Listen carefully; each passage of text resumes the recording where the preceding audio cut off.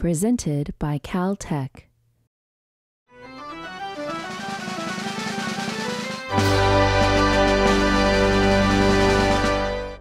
Now, it is my great honor to introduce and welcome to campus the Honorable John Lewis, United States Congressman and Civil Rights Champion. When a young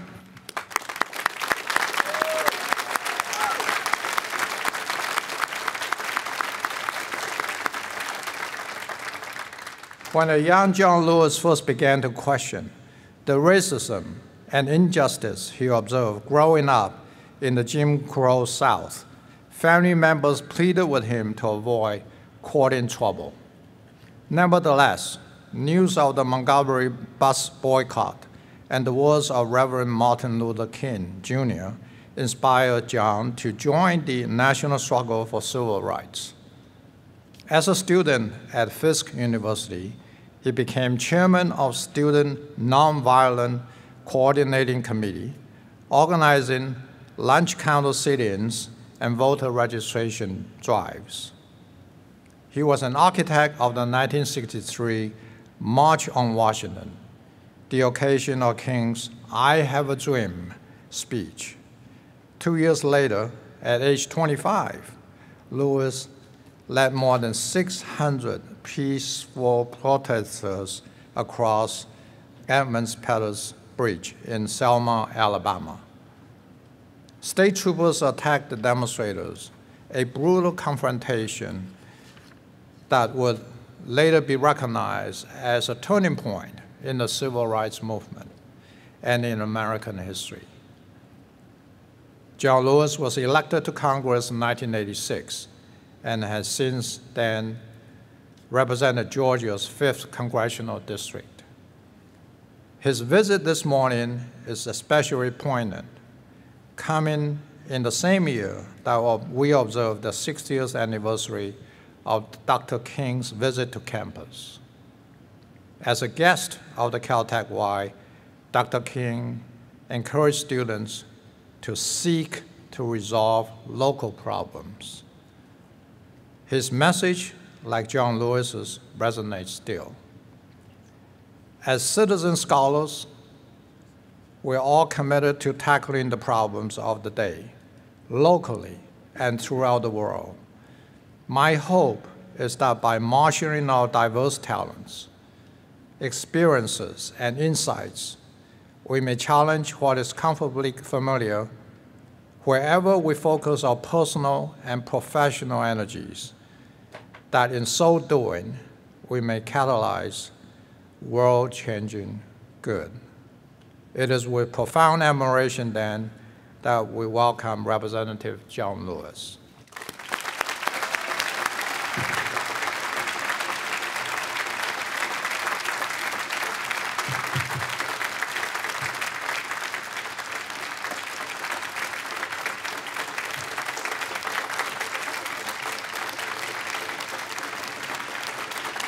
Good morning.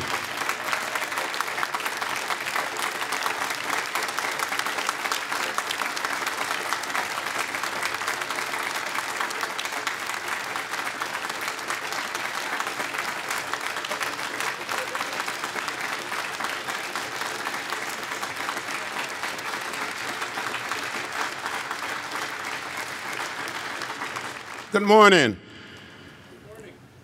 It's a beautiful morning. You look good. Beautiful, handsome, and smart. Chairman Lee, President Rosenbaum, member of the Board of Trustees, faculty, administrator, honored guests, family, and friends, thank you for inviting me to join you on this wonderful day. Let me begin by congratulating each and every single one of the graduates for your hard work. Okay.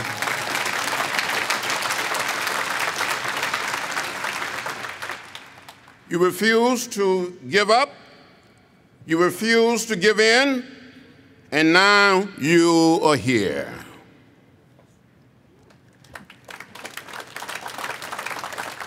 This is your moment. This is your day. Take a deep breath, let it all in, and pat yourselves on the back. Today is a good day, a great day. Tomorrow, you will step into the world, roll up your sleeves, and put your talent and education to work. You know, time flies by so quickly, and you must make the most of every moment. I must tell you, member of the Cal family, that I'm honored to be here, to be standing here on this little piece of real estate where Martin Luther King Jr. stood. It was 60 years ago, March of 1958, when I first met Dr. Martin Luther King Jr. I've heard of him in 1955 when I was 15 years old, growing up on a farm in rural Alabama. The words and action of Dr. King, the action of Rosa Parks, inspired me. Growing up there, I would see the signs that said white men, white women, colored women, white waiting, colored waiting. And I would ask my mother, my father, my grandparents, and my great-grandparents why. They would say, that's the way it is. Don't get in the way. Don't get in trouble. But Dr. King inspired me to get in trouble, what I call good trouble and necessary trouble.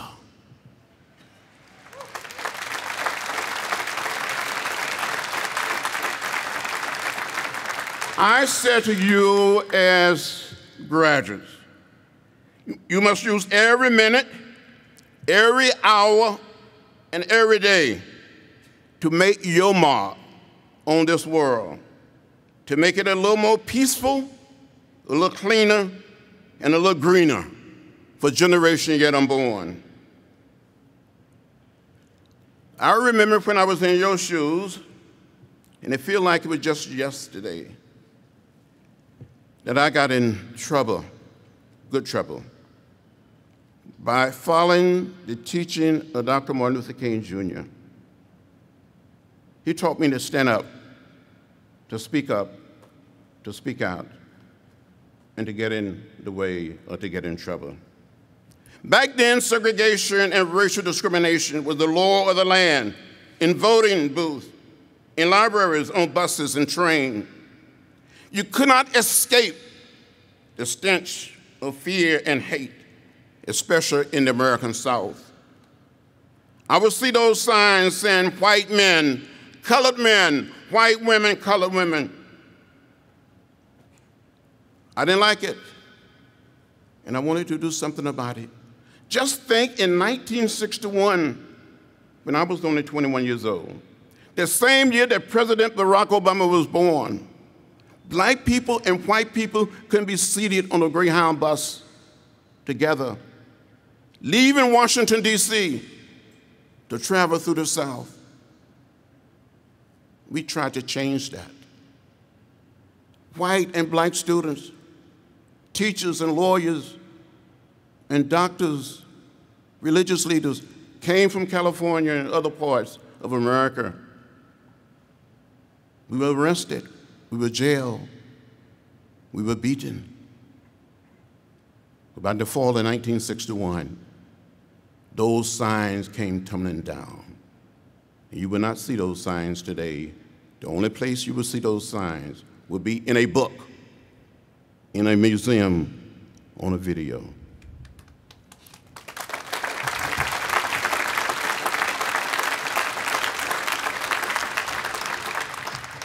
So some people will say nothing has changed. I feel like saying, come and walk in my shoes. For many of us, Dr. Martin Luther King Jr. was a breath of fresh air. His strength and his dignity inspired us. His message of peace, love, and nonviolence help us find a way to get in the way. His faith and his teaching move a generation to act.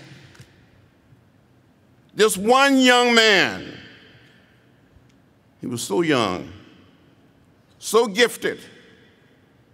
He sparked a nonviolent revolution, a revolution of values, a revolution of ideas, a revolution of action, not just in America, but around the world.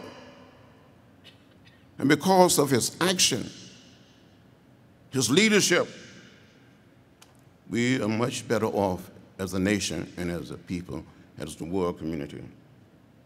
60 years ago, Dr. Martin Luther King Jr. brought the revolution to this great institution. I am so pleased to see how the seeds that he planted to blossom and continue to grow to this very day. At Caltech, you open your minds, your arms, your hearts, and your souls to those who have been left out and left behind. You offer a kind word and helping hand to those who feel forgotten and alone. And I want to take just one moment to thank each and every one of you for marching for science. We need science now more than ever before.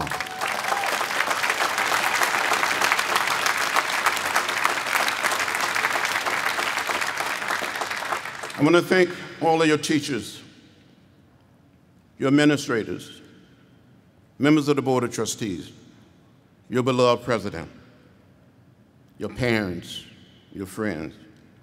But you must continue to speak up and speak out for what is right and what is just, whether it be the dignity of dreamers, the injustice of a tax bill, or the importance of science. You can make a way out of no way. Dr. King used to say from time to time that we have learned to fly in the air like a bird. We learn to swim in the ocean like a fish, but we have not yet learned to walk on this planet and live together like humans. You have to change that. You must be committed to building the beloved community and making this world a little cleaner and a little greener for generations yet unborn, as I said. As I look back, I will tell you that as a nation and as a people, we have made progress. The science may be gone, but there are forces in America today trying to take us back and take us to another place. We've come too far, we made too much progress, and we're not going back, we're going forward because of your young mind and your leadership.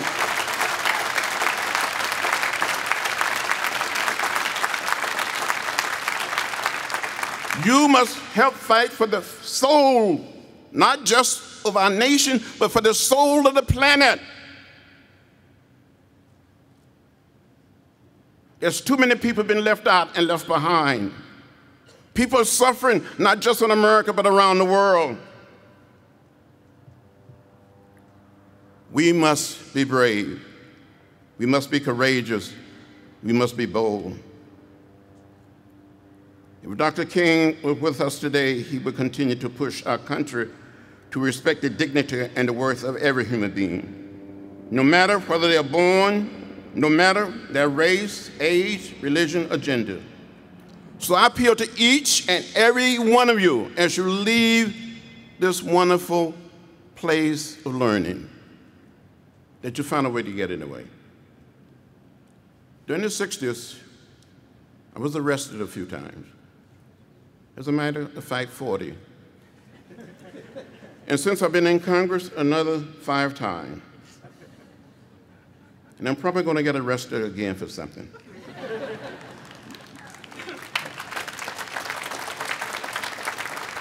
My philosophy is very simple. When you see something that is not right, not fair, not just, you have a moral obligation to say something, to do something, and make a little noise.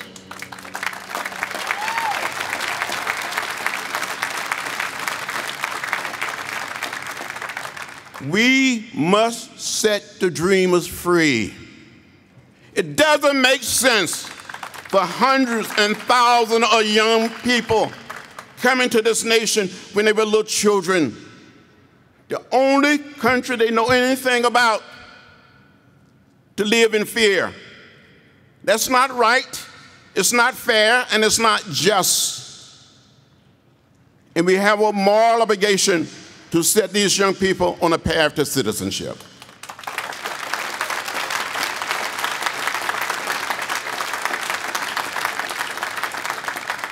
There was a man by the name of A. Philip Randolph who worked with Dr. Martin Luther King Jr. during the late 50s and during the 60s.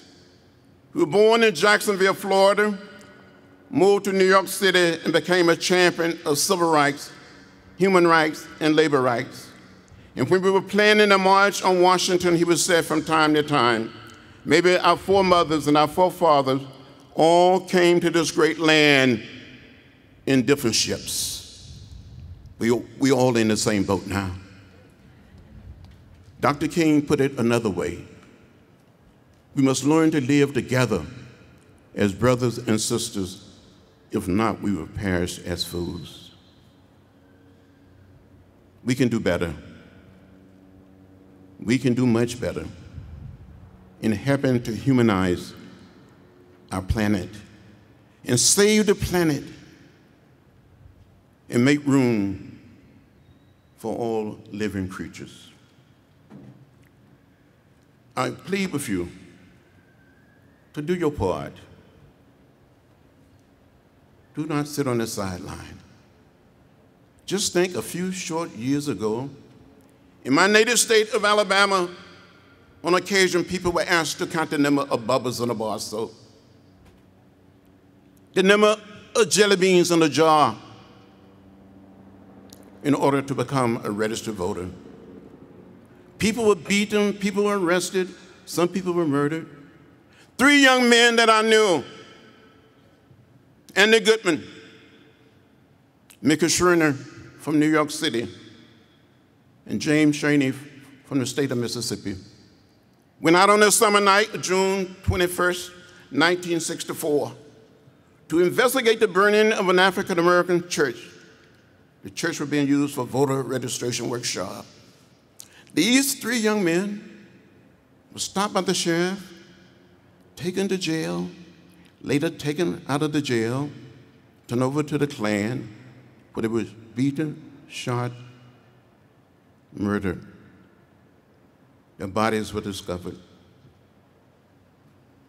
6 months later, buried under a mound of dirt.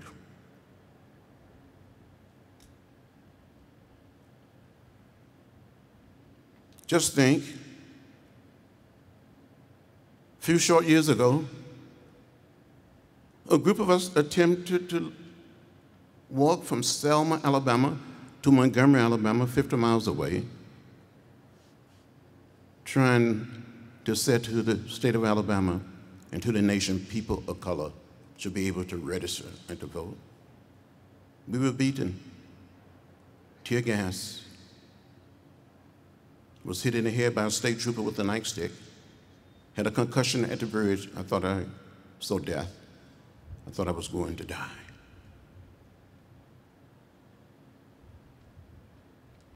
But the Voting Rights Act was passed, and President Johnson signed it into law. So we have come a distance, we have made progress, but we still must continue to go on. I said to each and every one of you, continue to stand up, and speak out. Continue to be brave and bold and courageous. And all of us can play a role in saving our democracy. We have to save it here at home and wherever it exists abroad. That is your calling. That is your mission. I know each and every one of you are committed to science, to technology, I urge you also to study the way of peace, study the way of love, study the philosophy of nonviolence, the teaching of Gandhi and Thoreau, and help humanize our little planet, our little spaceship we call Earth. I said to you as you leave this beautiful campus, go in peace, be unafraid. Along the way during the past few years, I've seen death.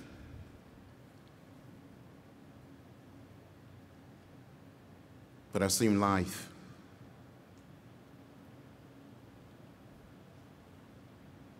Never hate, as Dr. King would say, for hate is too heavy a burden to bear.